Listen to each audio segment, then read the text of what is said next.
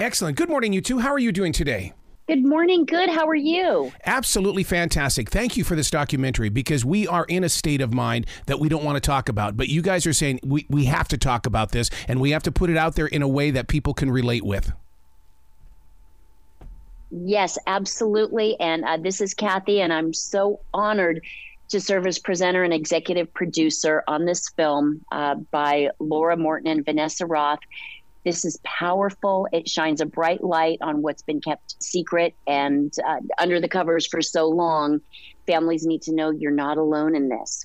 There's such in watching it, it's like I feel the fear, but at the same time, I also find answers, because it really does look like that we're staring into our own eyes, but at the same time, we're finding a newer path to walk, because there's every bit the reason to have anxiety right now. It's right there in front of us.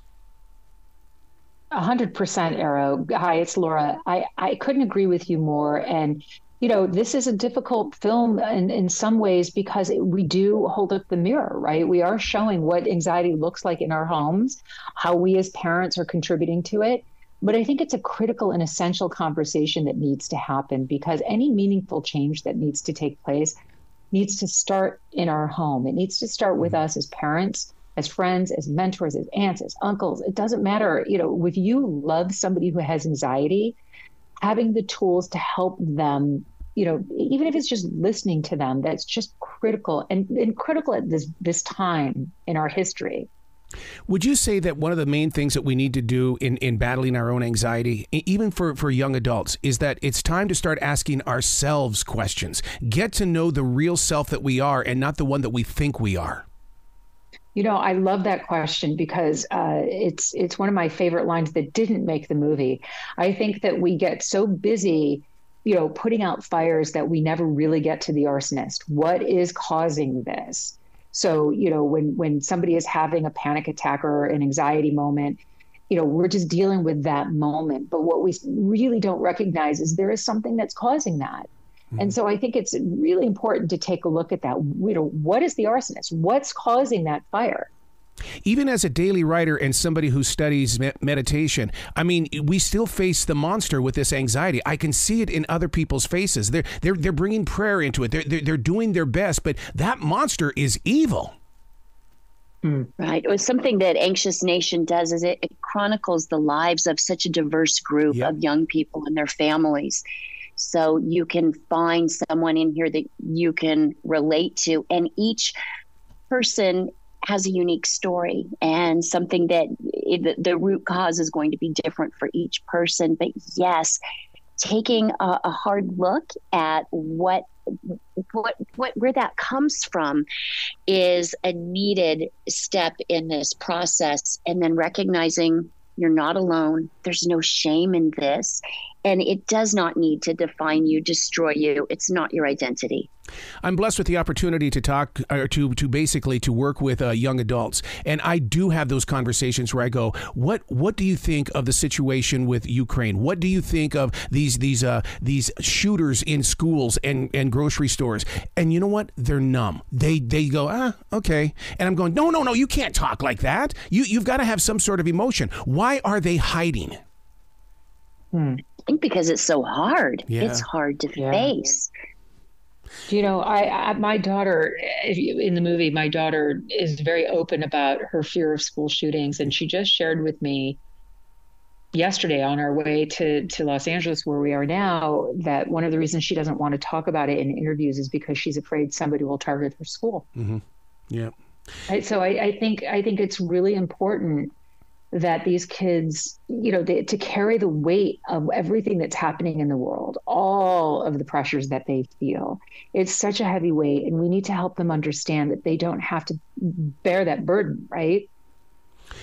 The two of you putting this together, which is a documentary called Anxious Nation, is there the next level? Is there a website? Is there some place where people can go to find their peace, or at least take a step toward understanding that where they are, this is our new normal, but we can grow in peace? Yeah, absolutely. So we have anxiousnation.com that people can go to, and you can read all about the film, but we have a really robust resources page that will continue to grow. And we are also launching our own network in the fall called the Anxious Nation Network. Nice. One third of our content will be problem and two-thirds of our content will be solution. So we're not just wanting to make people feel bad about where we're at.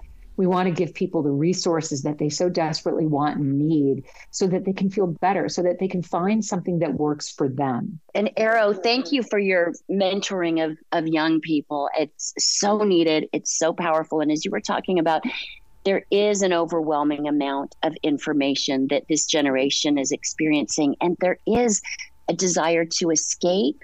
And we can't let them, we have to love young people enough to not allow them to start that pattern of escaping, but rather to face what their fears are, what they're going through, so that they can navigate forward. Well, I call it planting seeds. I'll walk up to them and I'll just plant a thought, and then I'll come back and I'll say, "So what's your reaction? How do you want to talk about this?" Because it's almost like they don't have conversations at home, and it's like, okay, we can do it here in public, but I'm going to listen to you, and I think they freak out when it's there's this guy who's listening to me. It's such great work hard. that you're doing. Yeah. Yeah, and with young people, when there oftentimes comes an age when they feel like their parents know nothing, that they're clueless, and so there can be some barriers of communication. So helping families just to persevere, love their kids through these difficult times. Why didn't mom and dad talk about this? Because, I mean, my father fought in World War II, but I never saw them filled with the anxiety.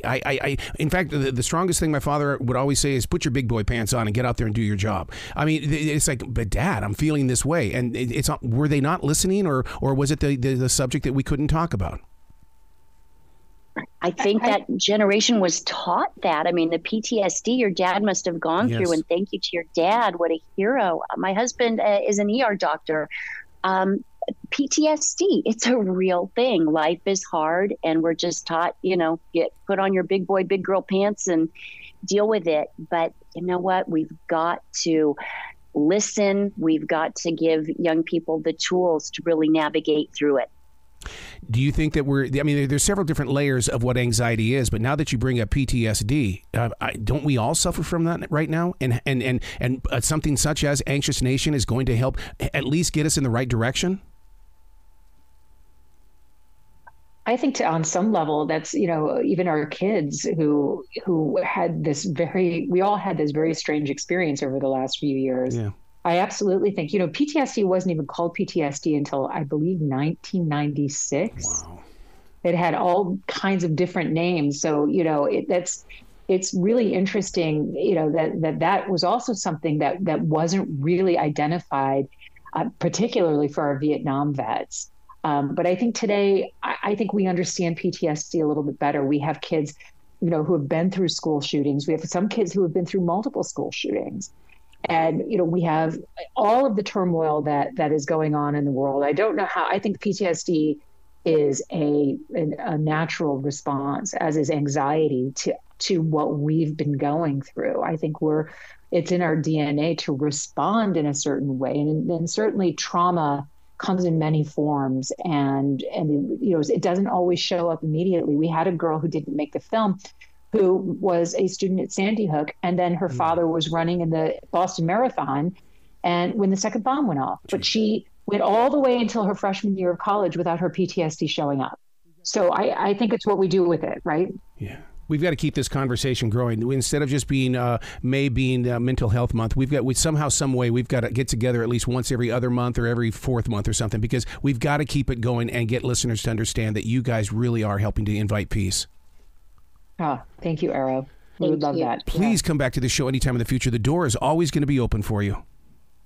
Thank you. Oh, thank you, Arrow.